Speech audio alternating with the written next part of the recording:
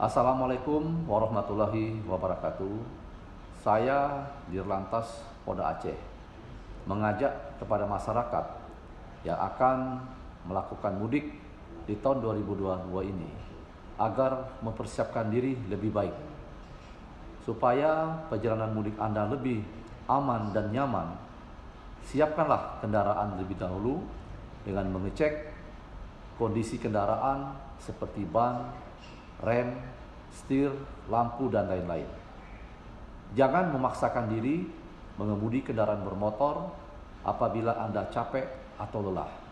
Lebih baik istirahat di rest area yang sudah disediakan, dan kami, Polda Aceh, telah menyiapkan beberapa pos pelayanan, pos pengamanan yang bisa disinggahi oleh masyarakat untuk beristirahat atau ingin memberikan informasi atau mencari informasi tentang perjalanan mudik.